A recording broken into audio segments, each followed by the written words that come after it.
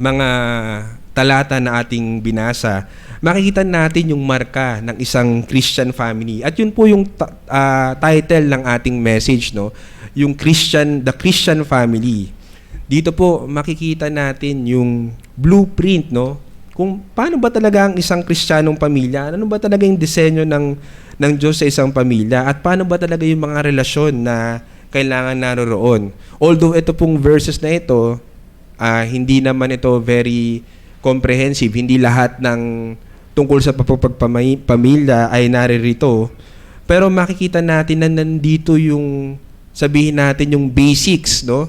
Nandito yung foundation, no? Nandito yung backbone ng kailangan nating malaman upang masunod natin yung kalooban ng ating Panginoon sa ating pamilya. At yung key o yung susi upang maintindihan natin ito ay matatagpuan dun sa previous verse, no? Before verse 18, sinabi doon na do it all in the name of the Lord Jesus. So, dapat makita po natin na lahat ng ating gagawin, lahat ng ating ginagawa para sa ating pamilya, ito po ay para sa ating Panginoong Hesukristo. Sinabi ito, Lord Jesus. So, dapat po natin maunawaan na ang Panginoong Hesukristo ang siyang nagko-compel sa atin, nag-enable sa atin na magawa ito. So, makikita natin yun sa mga succeeding verses like verse 18 na dadaanan din natin and 20. And even po sa 22, 23, 24 ng same chapter, no, chapter 3, ay makita natin na all in the name of the Lord Jesus, no, as it is pleasing to the Lord, as it fitting to the Lord. So, lahat nakasentro sa Panginoong Jesucristo. So, yun yung susi.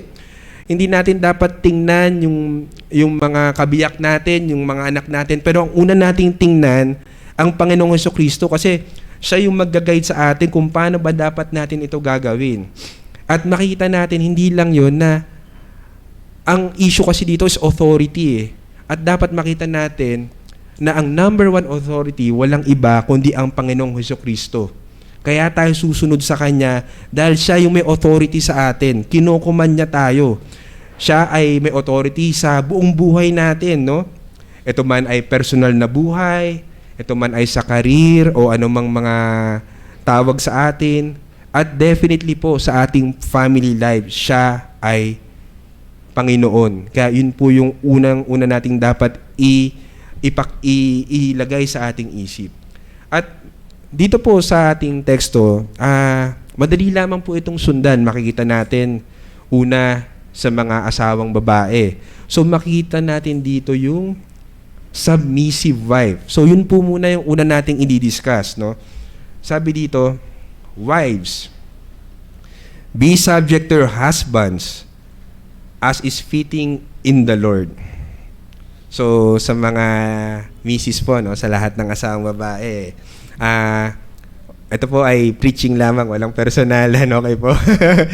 kayo po ang nauna dito sa listahan na ito, no? So dito, ang ganda ng sinabi na wives. So himay-himayin po natin, no? Wives, be subject to your husbands as is fitting in the Lord. So yung wives dito refers to lahat ng Kristiyanong married, no? Na babae, okay? Ito ay regardless kung anong nationality mo, kung anong kultura mo, kung anong henerasyon mo. Ito ay sinasabi, itong ay sinulat para sa lahat ng kababaihan na may asawa, no? So yun yung wives na sinasabi doon. And then ano ang sabi? Be subject to your husbands. So yung sinabi po doon na be subject, ito po ay sinasabing compound Greek word, no? Meaning dalawang Greek word pinagsama. Yung pinagsama na yon, ang Greek word po na yun ay uputaso, no? Iputaso. So ito po ay merong military, no, na meaning, ibig sabihin to line up under, no? So kung kayo po ay nakapanood ng isang pelikula or siguro kung nakikita niyo po minsan pa nagsosona yung ating presidente o may isang general na magsasalta sa harap, nakikita niyo po yung troops, no, naka-line up. no? At sila ay ready sa command nung kanilang chief of command, no? Sila ay under sa command, no? Yun po yung keyword natin sa be subject, under. Ang ibig sabihin po nung under, sabihin, may authority, no? Yun po yung unang dapat makita na may authority dito, na ito ay under of a command of a leader. At sa usapin pong ito, yung leader na yon ay walang iba kundi yung husband, no? So yun po yung sinasabi na be subject. Ibig sabihin, under ka ng command ng iyong asawa. Magpasakop ka sa iyong asawa, no? Yun yung original Greek word na sinasabi dito, na ikaw ay mag-obey, ikaw ay isang subordinate, ikaw ay under the subject, no, ng iyong asawa, no? Subject oneself, no? Obey. So, hindi po nangangahulugan, no, na dahil ito ang kinuman sa atin, ay yung ating mga asawa mas mababa kaysa sa atin sa value, no, bilang tao, bilang anak ng Diyos. Hindi po, kasi po ang sinabi sa 1 Peter chapter 3 verse 7, which is dadaanan din po natin mamaya, sila po ay fellow heir of the grace of life. Sila din po ay iniligtas ng Diyos. Sila din po ay inabot ng Diyos. So yung value ng kanilang buhay, hindi po yung lesser sa mga lalaki. Pero ang sinasabi lang po na sa loob ng bahay, sa konteksto ng pamilya, sa loob ng bahay, ay yung kanilang rank, sila ay under ng asawang lalaki. So may rank. Katulad nga po nung sabi ko kanina, yung general, di ba? General tapos yung soldier. Hindi ibig sabihin na yung general siya yung mas malakas, mas matalino, lahat na mas nasa kanya. Hindi. Pwedeng yung soldier mas magaling pa sa kanya. Pero yung rank, yung authority, nandun sa general, wala dun sa soldier. So yun din po yung sinasabi dito, na yung authority sa isang bahay ay nasa lalaking asawa, wala po sa babae. At ano pa po ang sinasabi dito? Hindi nangangahulugan na yung asawa ay blindly, yung asawang babae ay blindly susunod sa asawang lalaki kung ito ay lihis sa salita ng Diyos. Kasi sabi po sa Acts chapter 5 verse 29, we would rather serve God than men, no? So kung yung asawa mong lalaki ay pinapagawa ka ng something na alam mo sa konsensya mo na kontrolado ng Diyos, alam mo sa salita ng Diyos na mali iyon, nasa duty mo na hindi mo siya sundin.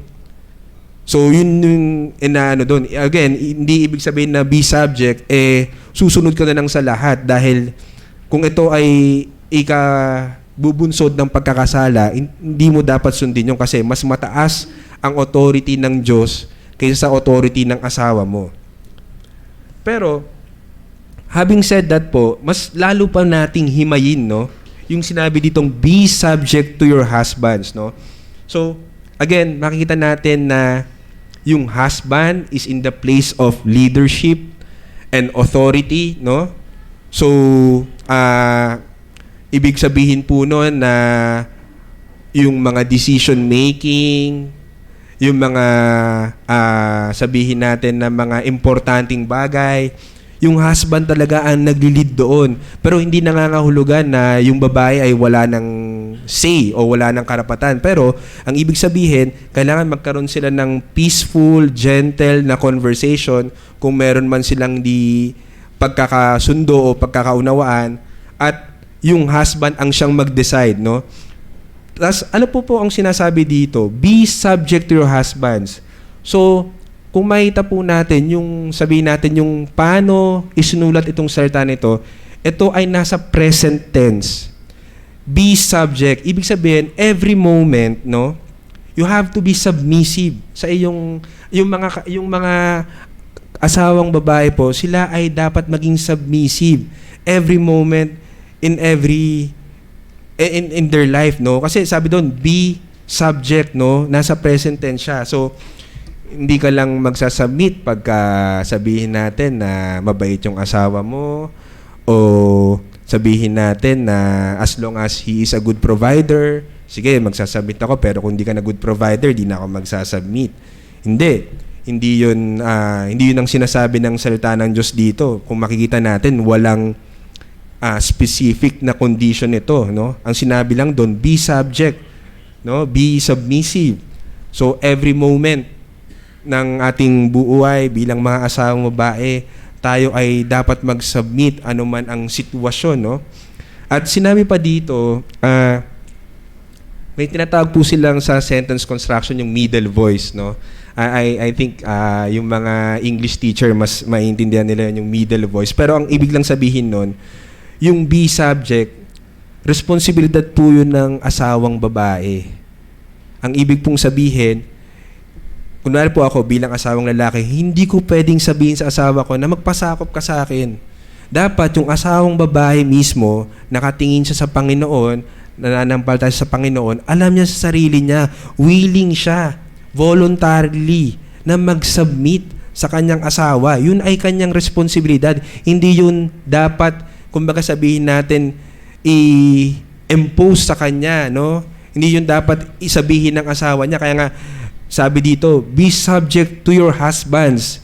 Hindi by your husbands. Hindi yung parang, yung husband ang nagkukuman sa'yo, kundi ang Panginoon ang nagkukuman sa'yo through the Apostle Paul sa letter niya sa Colossians na be subject to your husbands. Responsibilidad ito ng asawang babae na voluntary siya, hindi grumbling, hindi napipilitan, no? Pero masaya siya na nagsasubmit sa asawa, no? At ano pa makikita natin dito? Yung sinasabing be subject, siya ay nasa imperative, meaning pautos na mood.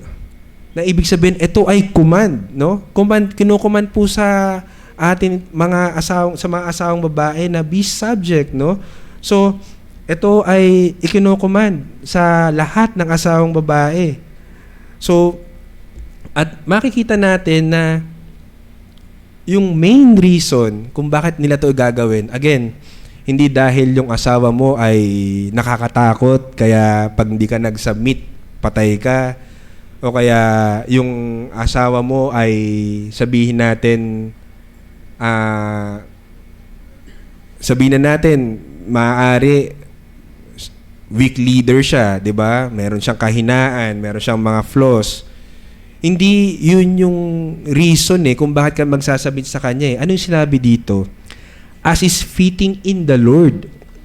So, yung ultimate reason po kung bakit yung asawa ay na babae ay kailangan mag-submit sa kanilang mga asawang lalaki, hindi dahil martir sila, hindi dahil dapat may kondisyon, di ba? Hindi dahil baka saktan ka ng asawa mo, pero dahil ito ay nakalulugod sa Panginoon, as is fitting in the Lord.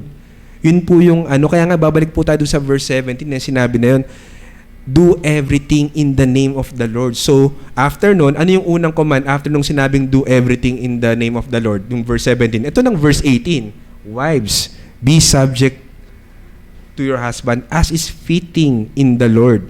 No? So, sabi po ni Hendrickson Kistemaker, the reason given here in Colossians chapter 3 verse 18 is that such obedience is and always has been fitting in the Lord, being in harmony with His will as revealed in Scripture. So ito yung kalooban ng Diyos na mag-submit ang isang asawang babae. A Christian wife will therefore gladly strive to regulate her conduct in harmony with this command. She will not begin to think that her equality in spiritual standing before God and great liberty, which has now become her portion as a believer, entitles her to forget about the fact that in His sovereign wisdom, God made the human pair in such manner. So, ang sinasabi dito, yun daw pong asawang babae ay mag-i-strive ng may joy na i-regulate niya yung kanyang conduct kasi talagang struggle po ito sa lahat sa atin especially sa kababaihan na mag-submit. So, hindi raw niya iisipin na sila ay equal in spiritual standing sila ay equal sa lahat ng blessings ng ating Panginoon, hindi nangangahulugan at di daw niya isipin na makakalimutan niya na merong order, no? Merong order na sa sovereign wisdom, perfect wisdom ni God ay inordain niya, no? Na yung husband is natural to lead, for the wife to follow, for him to be aggressive not in a bad way but in a good manner, na siya ay decisive, no? Siya ay sabihin natin may kusa na i-lead ang kanyang pamilya, at yung kababae naman ay receptive, no? So the tendency to follow was embedded in Eve's every soul as she came from the hand of her creator. So yun daw sabi dito ni Hendrickson, yung mga kababaihan daw na asawa ay nandun yung tendency, no? Inilagay ng Panginoon yung kanilang puso na sumunod, no? Sa kanilang asawang kalalakihan. Hence, any attempt to reverse this order is displeasing to God, no? So, yun po, napakahirap gawin nito, no? Sigurado pong napaka-imposibleng gawin nito ng isang asawang babae kung hindi lamang sa biyaya at tulong ng ating Panginoong Hesukristo. So, naganda pong makita natin na, again, ito ay command, no? At kung tayo po ay sabihin natin blatantly nagdi-disagree, kasi po, marami na pong feminist movement na nakapasok sa ating society, even sa ating church, no? Even sa Christian circles, ng mga binabasa nating iba na libro na tila harmless, no? Pero sila nangingilag po sila na basahin ito, na pag-usapan ito, kasi alam nilang parang sa tingin nila nakaka-offend. Pero nandito po ito sa Bible, malinaw na malinaw po inilagay ng ating Panginoon yung command na ito, no? So pagka dinownplay po natin ito, meaning di natin binigyan talaga ng talagang tunay na kahulugan kung ano ba ibig sabihin nito, yung kabaliktaran po ng as is fitting the Lord, this is displeasing to God, no? So, ano po yung sinasabi ng Titus chapter 2 verse 4?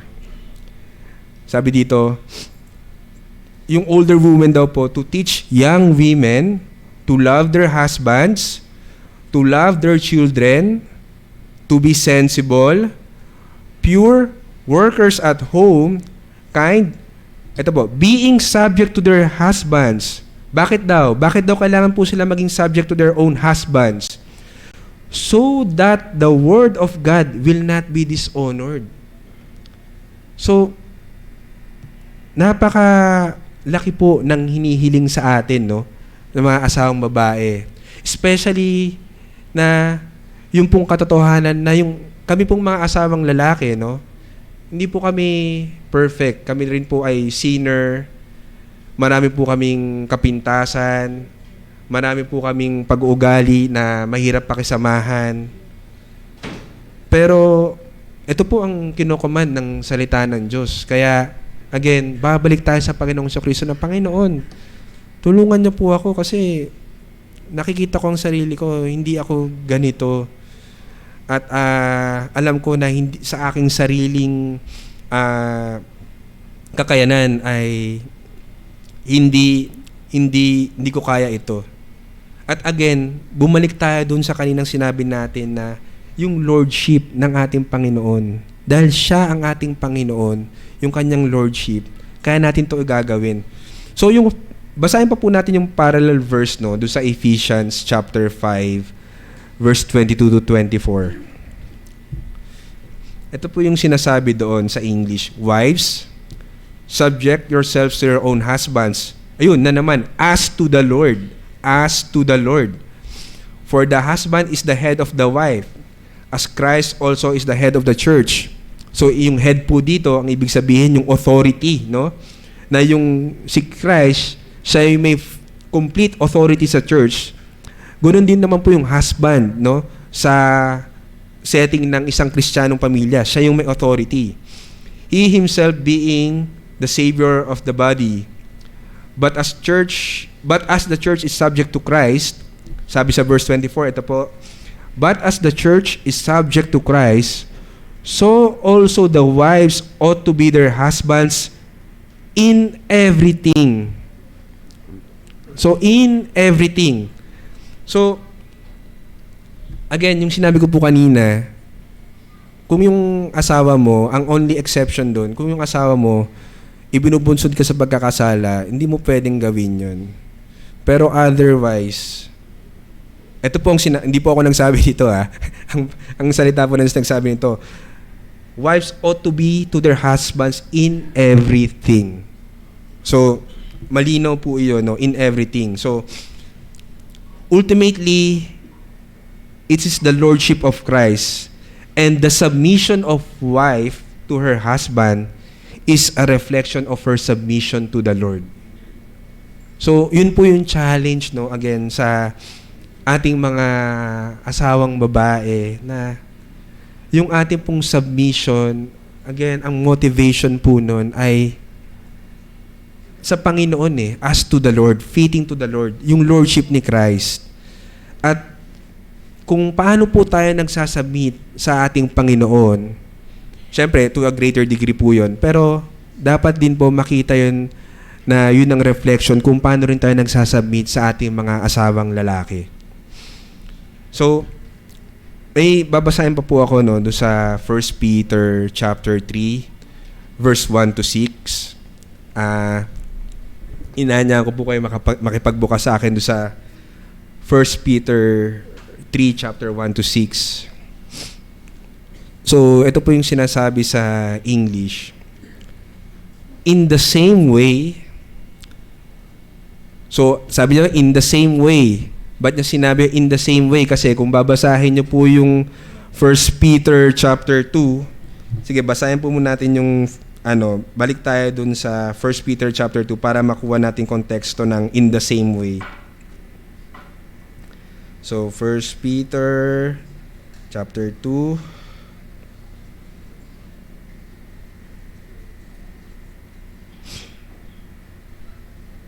so yung doon po sa chapter 2, verse 13 hanggang matapos, pinapakita doon na mag-submit tayo sa human institution, yung servants, dapat daw mag-submit sa kanilang master, no? Dahil si Christ yung ating example. Yun ang sinasabi doon. So, doon sa verse 13 ng chapter 2, pinakita yung submission sa authority.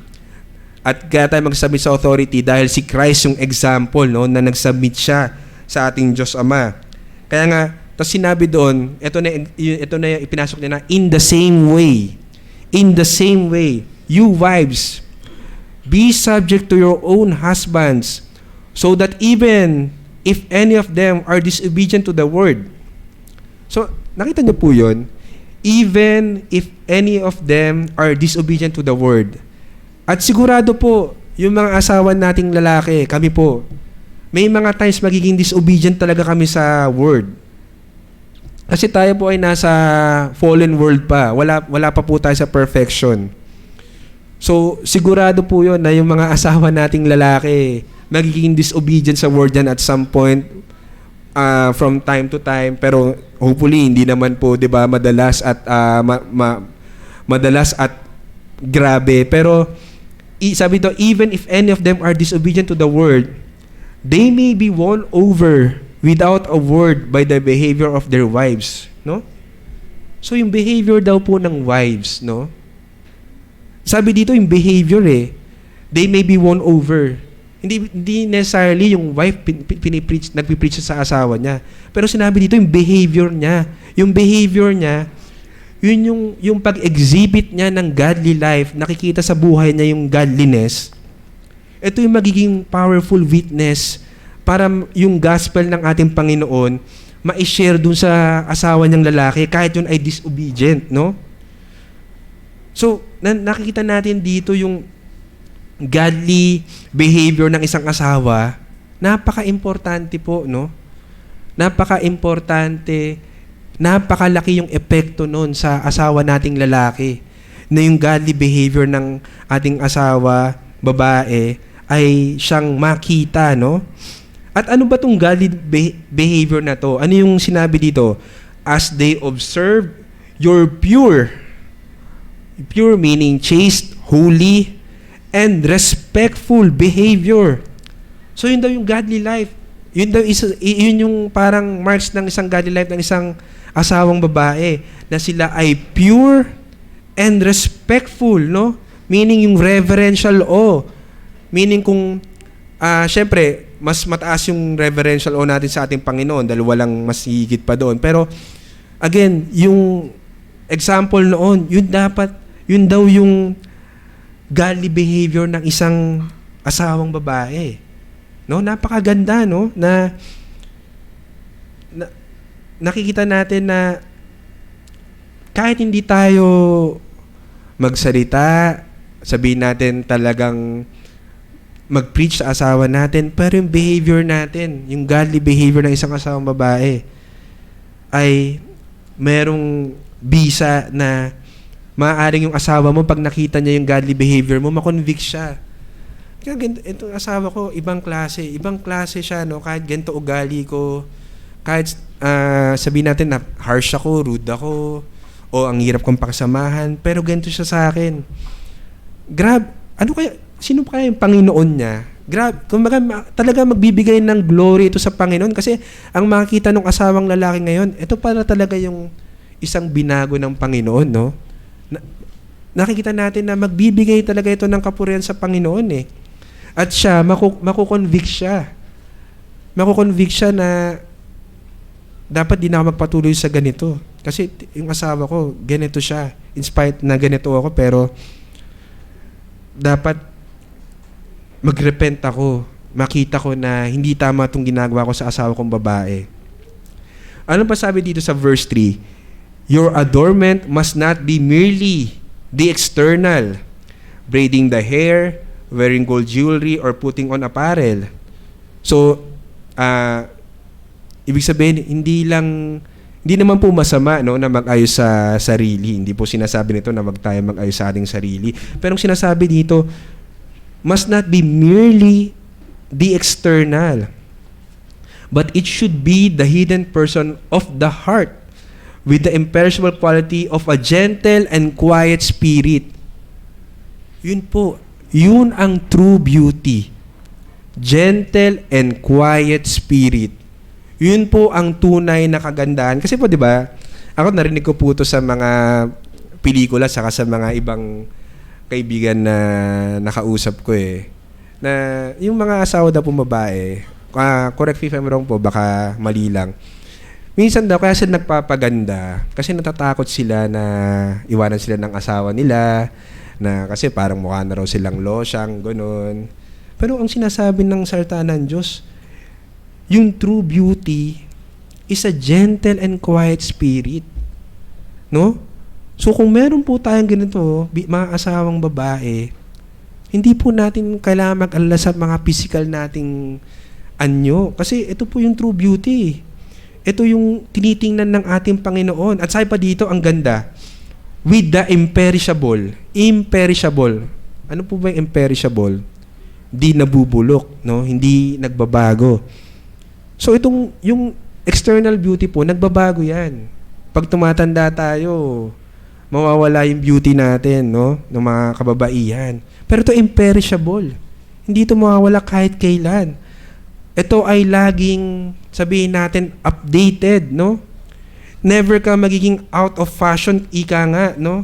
Basta meron ka nito, walang ganda na pwedeng ihantula dito sa gentle and quiet spirit. At ano pa sabi dito? Which is precious in the sight of God. Precious. Yung gentle and quiet spirit, precious in the sight of God. Napakahalaga sa ating Diyos itong behavior na ito, itong katangian na ito. Kaya nakita natin, hindi tayo dapat tumingin sa external, hindi tayo dapat mag-alala sa external na itsura natin, pero ang dapat po natin tingnan yung puso natin, no? Na china-challenge tayo ng salita ng Diyos magkaroon po tayo ng gentle and quiet spirit. Magkaroon po tayo ng pure and respectful behavior sa atin bilang mga asawang babae, no? At ano pa po sabi sa verse 5? For in this way, the holy women of former times. Ibig sabihin, etong command na ito, hindi lamang po ito nung sinulat itong 1 Peter. Kahit dati pa, sa panahon pa ni na Abraham, Old Testament, nandito na yan. Yung command na yan, yung exhortation na yan, yung encouragement na yan, na magkaroon ng gentle and quiet spirit.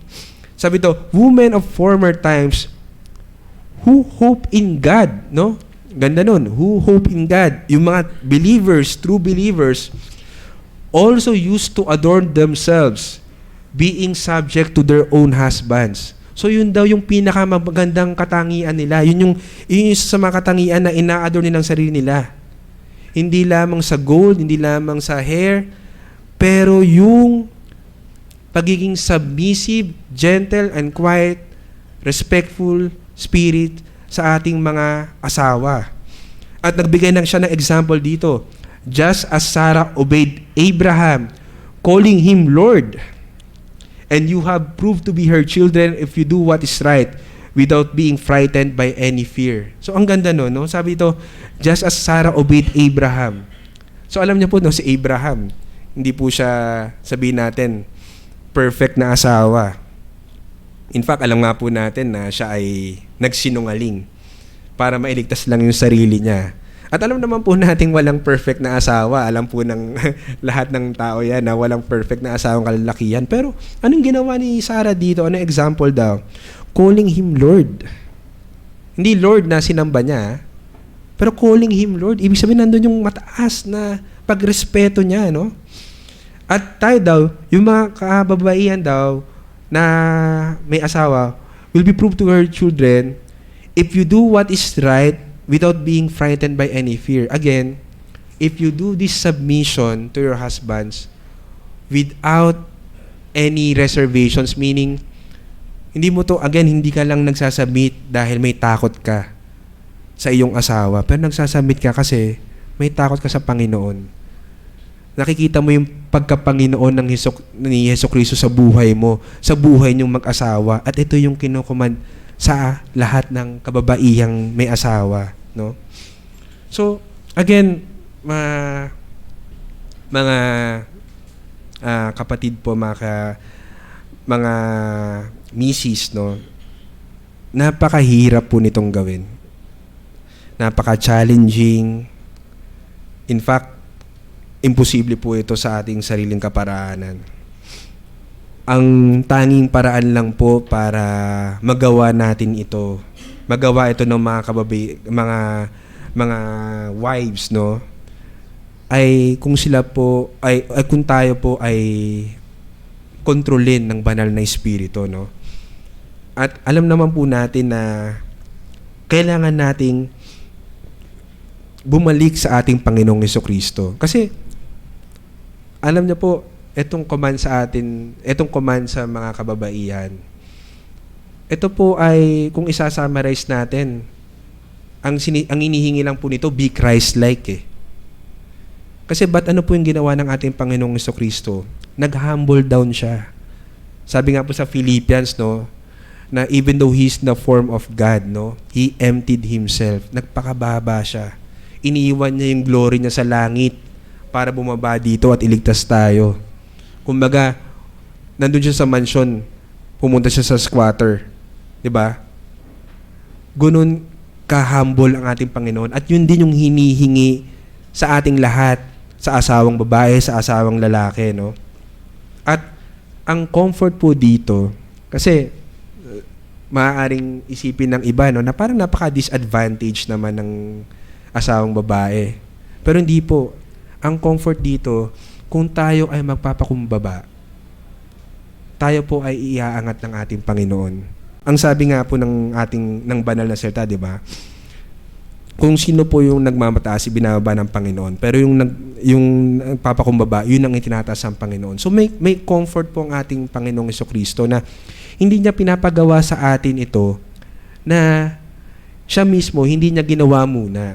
So, nagbigay na siya ng example. At yun po, yung humility niya. Kaya, sa mga ating pong misis, no, na Kristiyano, maging challenge and comfort at encouragement na po nawa ito sa atin at the same time na, again, tumingin po tayo sa ating Panginoong Kristo habang tayo ay nag-i-strive na gawing itong pag-submit sa ating mga asawa. Kasi, again, napaka-imposible po nito. Pero sa tulong po ng banal na Espiritu, sa tulong ng ating Panginoon, ay magagawa po natin ito para sa Kanyang kapurihan. So, ayun po. Tapos na po tayo sa mga asawang babae, no? Sa mga lalaki naman, meron pa naman tayong time, no? Para naman makabawi yung mga misis sa mga lalaki naman. Pero ang ganda po ng pagkasulat nitong teksto na ito kasi very balanced po ito eh. So diniscuss yung wives, pero nung diniscuss yung commandment sa mga kababaihang may asawa, dito naman yung sa husband, ito yung pangbalanse. Ito yung pangbalanse dito. Sabi dito, makita natin yung self-sacrificing husband, no? Na yung husband kino-command na, husbands, love your wives.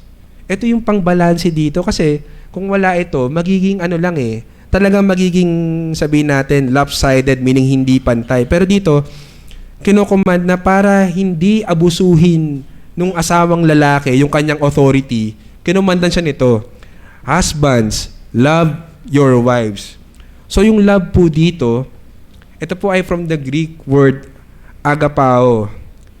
Marami pong Greek word sa love.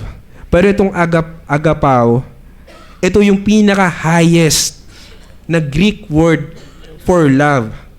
Ang ibig sabihin nito is tayong mga lalaki, we have to love our wives sacrificially and unconditionally. Hindi lamang ito based sa ating affections, sa ating sentiments, or emotions, but ito ay isang pagmamahal na nanggagaling din, again, sa banal na espiritu, no? So, yun ang challenge sa ating mga kalalakihan na may asawa, na to love our wives sacrificially and unconditionally. So, narinig niyo po ba yun? Sacrificially and unconditionally. Walang kondisyon, no? Hindi yung parang, mamahalin lang kita pagka nakita ko muna yung pagmamahal mo sa akin. Hindi po yun yung kinocommand sa atin. Ano pa makikita natin sa love na ito? It is to honor, value, respect, guard, protect, delight, and cherish your wife. Yun daw po yung ibig sabihin ng love, no? So, kailangan daw natin silang igalang, kailangan natin silang i-value, kailangan natin silang i-respect, protektahan, i-delight, i-cherish. So, yung listahan na ito, talagang napakahirap at tingin ko po, ako po ay maraming pagkukulang sa aspeto na ito. Pero ito po yung kinocommand ng ating Panginoon eh. And then again, tulad ng sa naunang command, ito ay nasa present tense, meaning you have to love your wife all the time, 24/7, walang exceptions, no? Every moment, kailangan mahalin mo yung asawa mo, no? At again, imperative ito. Kinocommand ito sa atin, no? Regardless kung ano man ang sitwasyon, ito ay commandment ng Diyos sa ating asawang lalaki na tayo ay mahalin natin yung ating asawang babae. Kahit na, no? Sabi to, even if it should be given, so yung pagmamahal ay dapat ibigay natin sa ating mga asawang babae, even if we don't receive it back or it's not reciprocated. Kahit hindi tayo mahalin ng ating asawang babae, kailangang ibigay natin itong pagmamahal na ito. Diba? At ano pang makita natin? It is sacrificial na yung asawang lalaki dapat gawin niya lahat ng makakaya niya para sa kabutihan ng kanyang asawa. Kailangan i-sacrifice yung sarili niya, no? Lahat ng mga sabihin natin, comfort niya, yung mga mahihirap na sitwasyon, kailangan gawin niya yon para sa ikabubuti ng kanyang asawa. His love for his wife must be a true reflection of the deep sacrificial love of Christ for the church. Again, babalik na naman tayo sa ating Panginoong Jesucristo kasi siya yung perfect example, no? Ng kung paano ba magmahal ng asawa, no? Paano ba minahal ng Panginoong Jesucristo ang ating iglesia?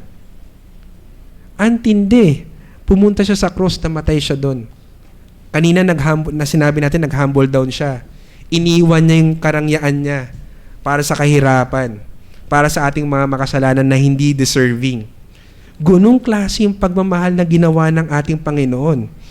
At yun yung example na kanyang ibinigay sa ating mga asawang lalaki na dapat nating sundan. So basahin po natin yung Ephesians chapter 5 verses 25 to 30. Sabi doon, "Husbands, love your wives, just as Christ also loved the church and gave himself up for her, so that he might sanctify her, having cleansed her by the washing of water with the word, that he might present to himself the church in all her glory, having no spot or wrinkle or any such thing, but that she would be holy and blameless. So husbands also ought to love their own wives as their own bodies." Bodies, napaka-importante nun. "He who loves his own wife loves himself. For no one ever hated his own flesh, but nourishes and cherishes it, just as Christ also does the church, because we are parts of his body." Napakaganda po nun. Ano pong sinasabi nun? Yung pong mag-asawang lalaki at babae, yung asawang lalaki po, hindi siya sabihin natin, dahil iisa sila, pinag-isa sila ng Panginoon, hindi siya manhid. Na kung ano yung kahirapan ng asawa niyang babae, nararanasan din niya yon. Kung ano yung ginagawa niya sa asawa niyang babae, bumabalik din sa kanya yon. Kasi they should love their own wives as their own bodies eh. So kung ang pagtrato mo sa asawa mo, hindi maganda, yung consequence, diretso din sa'yo kasi iisa kayo eh. No? So, kung paano mo minamahal yung katawan mo, di ba? Na tingin ko po naman, in general, lahat ng tao, iniingatan yung kanilang sarili, no? Ganun din dapat mo mahalin yung asawa mo, no? Ganun mo din dapat siyang i-nourish and i-cherish, no? So, yun yung example na ibinigay ng ating Panginoon. Yun din yung example na kaming mga asawang lalaki na dapat nating gawin, no? So, talagang malaki ang challenge sa atin dito, no? At maaari na malaki ang pagkukulang natin. Pero narito ito eh. Ito yung sinabi ng salita ng Diyos. And then again, this is something na hindi naman bago. Ito ay again, si Jesus Christ ang nagbigay ng example, no? Na kung paano siya ay namatay para sa kanyang iglesia. Siya ay nag-sacrifice ng kanyang buhay para sa iglesia. Gayun din po naman tayong mga kalalakihang may asawa. Kailangan po natin i-sacrifice, no? Yung ating sarili, no? We should die, no? In the sense na die to our self-centeredness. Kasi may tendency po talaga tayong mga asawang lalaki na lagi nating gusto masunod tayo kasi binigay sa ating authority. Pero, kaya nga ito binalanse, kung makikita natin, dapat, ang lagi na nating iniisip, yung kapakanan ng asawa natin. Hindi yung kapakanan natin, yung kapakanan ng asawa natin. Siya na yung priority natin, bukod sa number 1 ng ating Panginoon. At ano pa sabi dito, pagpatuloy po natin, dun sa command na husband love your wives, and do not be embittered against them. Bakit kaya nilagay yun ng Panginoon sa command na ito? Do not be embittered, no? So alam po natin na sa mag-asawa, may conflict yan, no? Dalawang makasalanan na nagsasama sa isang bubong, every now and then may conflict yan.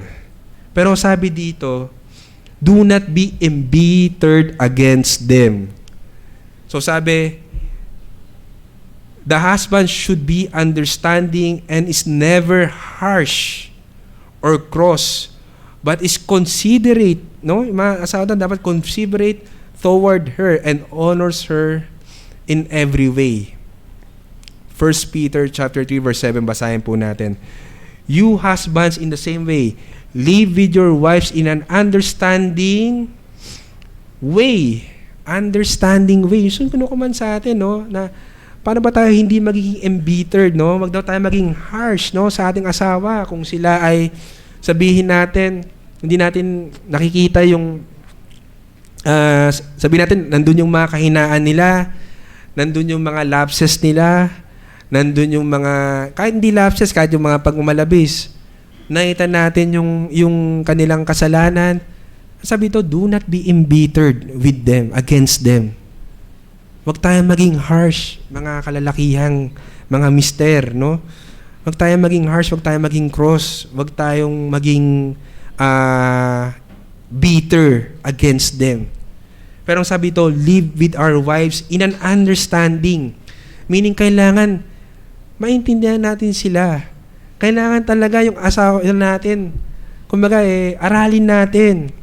Ano ba yung kinakagalit nila, di ba? Kasi minsan tayo, alam natin kakagalit nila, sinang gagawin natin, no? Para asarin ng mga asawa natin. Pero hindi yun ang sinasabi dito. Ang sabi dito, live with your wives in an understanding way, maintindihan mo siya, lahat ng kanya, outside, inside, maintindihan mo, para alam mo yung gagawin niya, yung gagawin mo. Para hindi mo siya ma-provoke, hindi mo siya mainis.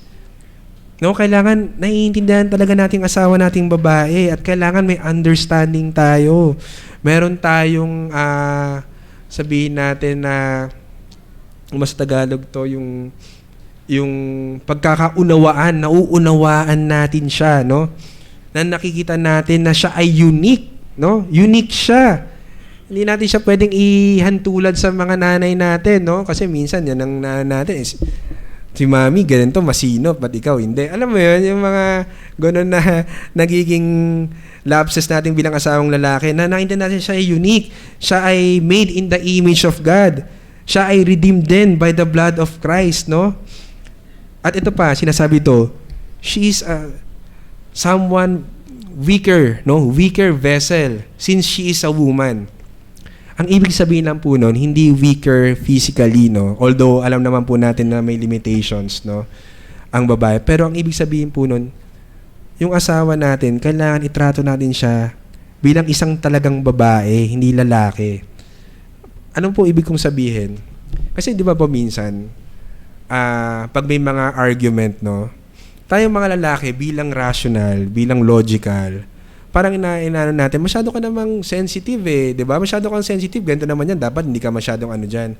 Pero mali pala yun Kasi babae siya.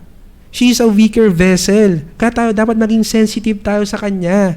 Hindi natin pwedeng expect na dahil ganito tayo bilang lalaki, mag-isip, ganoon na rin siya. Kasi sabi ito, as with someone weaker, since she is a woman, no? So, yun po yung isang magandang makita natin na hindi natin pwedeng expect na, kunwari, kausap natin, kapwa lalaki natin, hindi sila easily offended. Pero ito kausap natin, babae, asawang babae natin, hindi natin pwedeng gawin na yung sasabihin natin sa ibang kalalakihan na hindi sila ma-offend. Expect din natin yung mga asawa natin, hindi sila ma-offend. Maaaring ma-offend sila kasi weaker sila Iba yung pagka-wire sa kanila Kaya nga sabi dito, live with your wife in an understanding manner, no? And ano pa dito? Show her honor as a fellow heir of the grace of life so that your prayers will not be hindered. So, mga mister na Kristiyano, no? Show her honor as fellow heir of the grace of life. Dapat yun po yung wag mawala sa atin, no? Na although tayo ay may authority sa ating bahay, hindi ibig sabihin na meron na tayong authority na sabihin natin i-disrespect natin yung ating mga asawa. Lagi nating tandaan, asawa natin siya dito sa mundo, pero spiritually, they are our sisters in Christ. They are fellow heir of the grace of life. Iniligtas din sila ng Panginoon. Anak din sila ng Diyos, no? 'Di ba? Sila din ay nakasumpong ng biyaya ng kaligtasan. So pantay sa harapan ng Diyos, sa spiritual, kapantay natin sila. Hindi tayo superior sa kanila. Pero kailangan makita natin na i-honor natin sila dahil sila ay kapatid natin sa pananampalataya. Yun yung pinaka-importante. At meron dito, no? So that your prayers will not be hindered.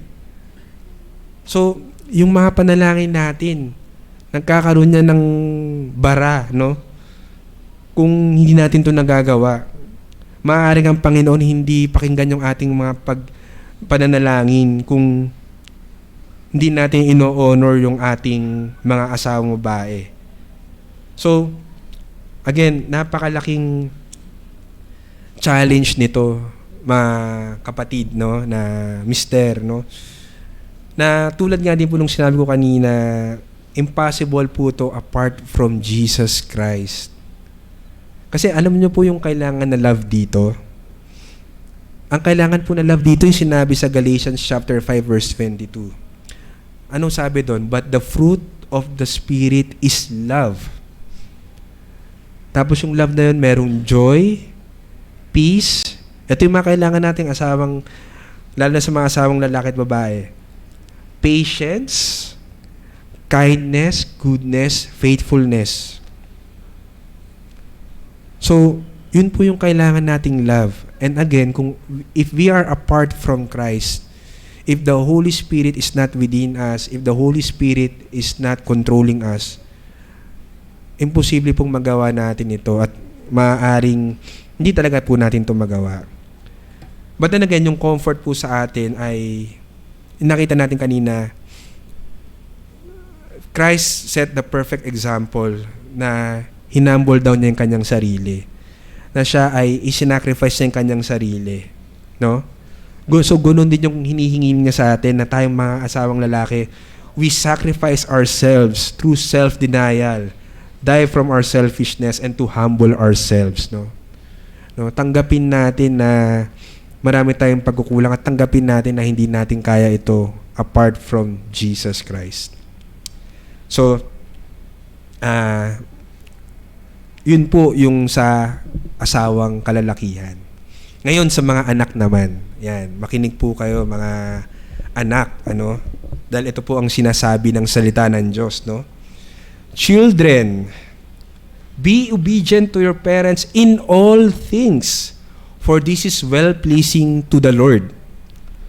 So yung children dito, ito ay lahat ng anak, no?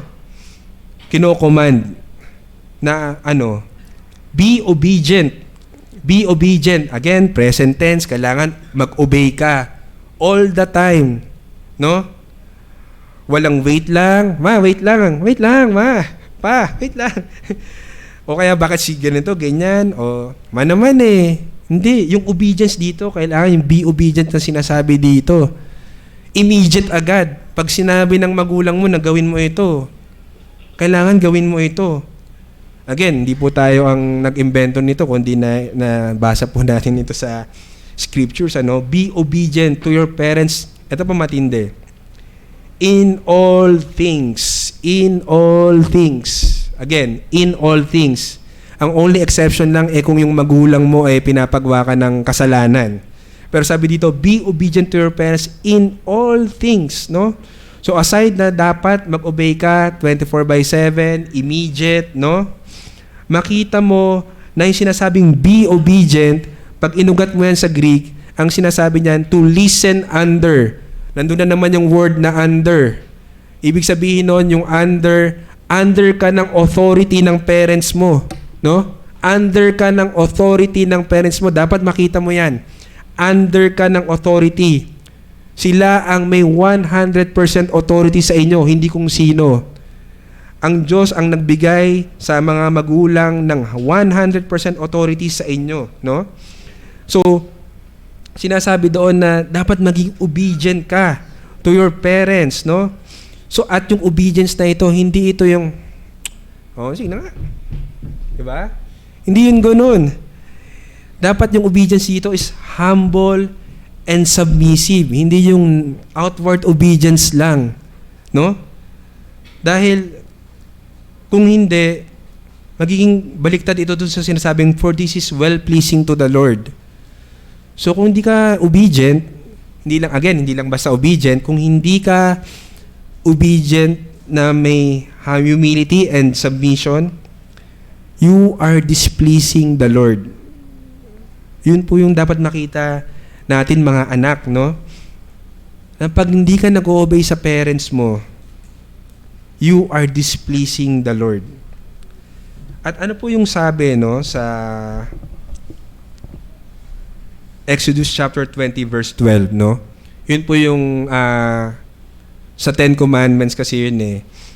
Yung 5th commandment, sabi doon, honor your father and your mother, that your days may be prolonged in the land which the Lord your God gives you.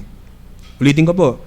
Honor your father and your mother, that your days may be prolonged in the land which the Lord your God gives you. So, kailangan mo daw i-honor yung iyong mga magulang, no? Yung tatay at nanay mo. So that yung buhay mo daw ay humaba, no? So, ang context po kasi nito, kaya hahaba yung buhay nila kasi po, diniscuss po sa next chapter, no? Sa Exodus chapter 21, na yung mga disobedient, yung mga bastos sa kanilang mga magulang nung time na yon, ini-stone to death po, no? Buti walang gano'n, kundi baka kung ano na nangyari, naubos na ang mga bata ngayon kung baka meron pang gano'n. Pero doon nakikita natin honor, no? Yung word na honor doon, malalim yun. Ibig sabihin nun, hindi lang yung basta sumusunod ka na may grumbleness sa puso mo. Pero again, meron kang joy, meron kang humility, meron kang willingness na mag-submit, no? Napaka-importante nun. Napaka-importante nun. At sa mga parents din naman, no? Nasa atin yung responsibilidad para i-command, i-train yung ating mga anak na mag-obey. Nasa atin pong responsibilidad yon. Alam mo, madami pa po tayong maaaring sabihin dito, kaya lang wala po tayong masyadong oras. Pero sabi nga po sa Proverbs, diba, train up a child the way he should go, no? So that he becomes old, he will not depart from it, no? Kasi ang bata, may natural na foolishness yan eh. Hindi yan magiging obedient. Ang mga bata, especially pag nakita na sa baby, very selfish, di ba? Gaya nga nung narinig nating preaching last time na yung mga bata, iiyak lang para makuha yung gusto, di ba? Magwawala. So, kailangan talaga yung mga magulang i-train, no? Yung mga anak na mag-obey. And then again, for this is well-pleasing to the Lord. Again, babalik po tayo sa ating Panginoong Jesucristo. Lahat ng kinocommand dito, lahat ng hinihingi sa atin, it's for the glory of God. It is for us to please the Lord. It is for us to submit to the Lord, to submit to His Lordship. Again, yung Colossians 3:70, do all things for the name of the Lord Jesus Christ, no? So, kung tayo bilang mga anak, di tayo mag-obey, bilang mga magulang, hindi natin i-command yung ating mga anak na mag-obey, alam po natin nung mangyayari, di ba? Yung nakita natin kanina sa mga statistics na sabi doon, yung mga rapist, 70% doon walang naging maayos na tatay. Di ba? Yung mga iba doon, yung sa statistics, nasira yung pamilya, yung walang maayos na gabay ng tatay, hindi nagpe-perform sa school ng maayos, nagiging dropout, nagiging kriminal, ang taas ng probability.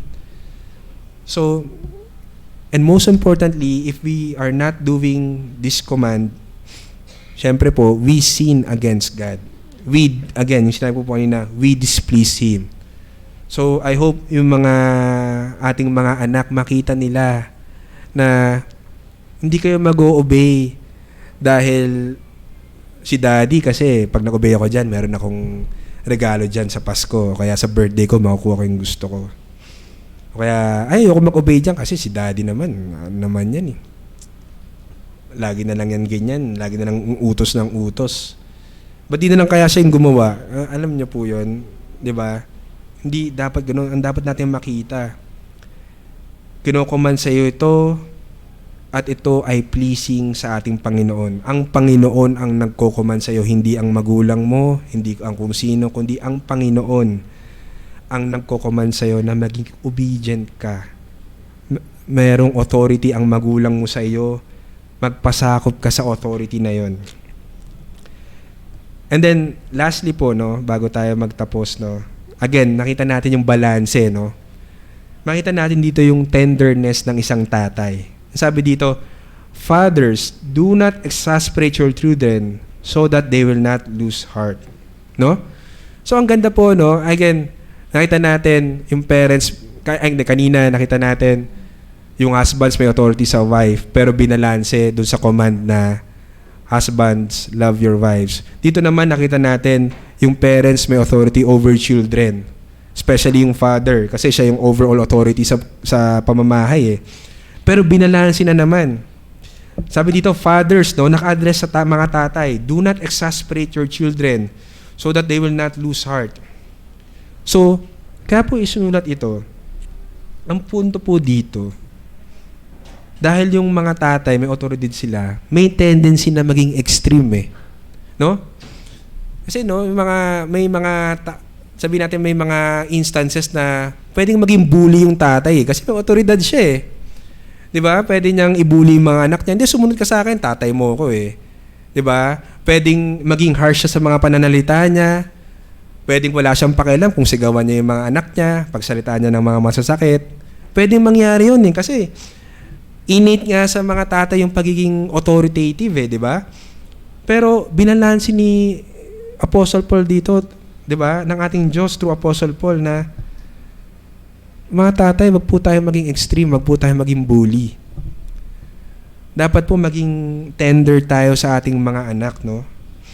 Wag po natin, sabi to, exasperate yung children natin. Wag po natin silang gawing, sabihin natin na, yun natin yung kalooban nila, yung mawalan sila ng loob. Alam niyo po yun? Yung parang sobrang na-discourage na.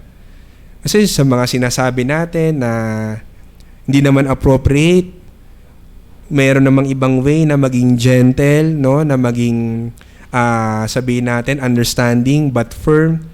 Pero yung mga choice of words natin, yung mga actions natin, hindi yun ang ginagawa natin. Sabi dito, do not exasperate your children. So again, binabalanse po yung authority natin. Binibigyan tayo ng renda, binibigyan tayo ng preno na oo, may otoridad ka. Pero ito yung pangbalanse dyan. Wag mong anuhin yung mga anak mo. Wag mo silang i-bully. Bakit? So that they will not lose heart. Again, they will not be extremely discouraged na si daddy, lahat na lang ng ginawa ko, hindi pasado sa kanya. Parang lahat na lang kulang. Lahat na lang mali. Parang wala man lang kaming jolly moment ni daddy o ni mami, no? Parang lagi na lang siyang galit, no? Lagi na lang siyang masakit magsalita. So again, balance eh. Although dahil nga po lahat binabalanse natin, kung ang anak natin ay kanang sabihin natin disiplinahin, nandun po talaga yung authority ng magulang, lalo na po kung ang mga anak natin ay very disrespectful, no? Kailangan talaga natin silang pagsalitaan ng hindi sa murahin mo kumbaga, pero kailangan natin silang pagsalitaan ng firm and stern, no, na mabigat, no? But then again, as much as possible, kung pwede naman po maging gentle, 'di ba? Kung pwede naman po maging tender, yun po ang gawin natin mga tatay, no? Para yung mga anak po natin, they will not lose heart. They will not be extremely discouraged, no? Kumbaga, yung sinabi po ditong lose heart, ang inahintulad ito sa parang yung bangka na nawala na ng hangin, Di ba po yung bangka kailangan ng hangin para umandar? Itong do not lose heart, yung bangka nawalan ng hangin pag nag-lose heart. So parang na-discourage na sila, ayaw na nilang magpatuloy. So mga fathers, wag daw po nating exasperate yung ating mga anak para hindi sila magkaganon. So, yun po, nakita natin yung design ng Diyos sa isang pamilya. At ito po, again, lagi po sinasabi, wala pong perfect family. Maaari po sa mga nabanggit natin, nakita natin yung ating mga pagkukulang o yung ating mga kalabisan, nakita natin. Wala pong perpektong pamilya. Wala pong pamilya na merong lahat 100% magagawa ito. Pero ang challenge po sa atin, tulad nga po ng isang mananampalataya, we need to grow. So, ipanalangin natin sa Panginoon na yung mga pagkukulang natin sa mga aspeto na ito na ating napag-aralan, doon tayo abutin ng Panginoon, no? Doon mag-isupply tayo ng grace ng Panginoon na mag-grow tayo in the knowledge kung paano po natin i-handle ito. Kasi, again, napakahirap po. Napakahirap. And I know yung lahat po ng may pamilya dito nakaka-relate kung gaano kahirap ito. Lahat ng misis nakaka-relate kung gaano kahirap mag-submit sa isang asawa na, especially kung lagi natin nakikita yung kapintasan nila. Sa mga mister, napakahirap magmahal ng isang asawa na kung ang lagi lang natin makikita, lagi lang tayo nilang kinokontra. Di ba? Yun naman po yung laging sinasabi ng mga mister na the woman is always right, di ba? So, napakahirap po. At again, imposible. So, balik po tayo sa ating Panginoong Jesucristo. Balik po tayo sa Ebanghelyo.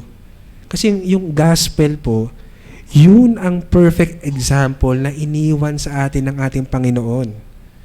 Again, ano ba yung gospel, no? Tayong mga makasalanan ay nahiwalay sa ating Diyos na banal. Dahil sa ating pagkamakasalanan, tayo ay nahiwalay. Tayo ay kaaway ng Diyos. Tayo ay nasa ilalim ng hatol at puot ng Diyos. So, nandun yung kanyang hate sa sin, no? At sa sinner. Pero at the same time, sinabi, nandun yung kanyang napakalaking pag-ibig, no? Na instead na tayo, bayaran natin yung kasalanan natin, dalhin tayo lahat sa impyerno. Anong ginawa niya? Ang ginawa ng ating Diyos sa kanyang perpekto at napakabuting pagpaplano bago palikay ng mundo, ipinadala niya yung kanyang bugtong na anak, ang ating Panginoong Hesukristo, na kahit siya ay Diyos, siya ay nagpakababa, siya ay sumunod sa authority ng Ama, sinunod niya yung buong kautusan na yon perfectly, without sin. At sa buong 30 years ng kanyang buhay, yun ang ginawa niya. At yung righteousness na nasa kanya, yung perfect righteousness, yun ang ibinigay sa atin, no? At yung kasalanan natin na dapat nating pagbayaran, yun ang ibinigay sa kanya. At siya ay nagbayad ng kasalanan na iyon sa pamagitan ng pagkapako sa krus. Na nung time na yon, yun ang sabihin natin, pinakamalala, pinakamasaklap na kamatayan na pwedeng igawad sa isang tao. Pero hinarap niya yon, in-embrace niya yon para iligtas lahat ng mga tao na ibinigay ng Ama sa kanya, na iligtas niya. At doon, nakita doon yung nagkaroon ng great exchange, na yung kanyang righteousness napunta sa atin, yung ating pagkamakasalanan napunta sa kanya, at now, ngayon tayo, mga mananampalataya, ay may katuwiran na sa lahat ng ating Panginoon, positionally. So yun po yung gospel na hindi natin deserve na tayo iligtas. Wala tayong ginawa para tayo iligtas. Walang nakita ang ating Diyos para tayo iligtas. Pero ginawa niya noon. At di lang niya basta ginawa na madalian. Naghirap siya, nagpakababa siya, namatay siya, at siya'y muling nabuhay.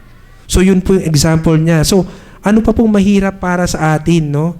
kung makita natin yung grabing pagmamahal ng Panginoon sa atin nung tayo makasalanan, nawa yun din po yung mag-motivate sa atin na yung pamilya natin ay ating ayusin upang tayo ay, again, makasunod at ma-please natin ang ating Panginoon. At again, kung meron man po sa atin, no, na wala pa sa ating Panginoong Jesucristo, so, narinig niyo po na ang lahat ng ito ay nakatuon sa ating Panginoong Jesucristo.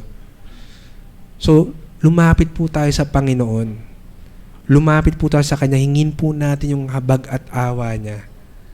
Na nawa sa Kanyang kahabagan, buksan niya po yung ating mata, yung ating tainga, na marinig po natin yung katotohanan niya at magkaroon po tayo ng pananampalataya. Kasi lahat naman po yun ay kilos ng Diyos eh. Lahat, ang kaligtasan naman po ay sa Diyos eh. At dahil sa Diyos yun, hilingin po natin sa Kanya. Humingi po tayo ng habag at awa sa Kanya. At ang responsibilidad naman po natin sa Ebanghelyo ay yung kinukuman tayo lahat na magsisi. No? Magsisi at manampalataya sa ating Panginoon. So wala pong contradiction doon. Ang salvation is by grace alone, through faith alone, by God alone.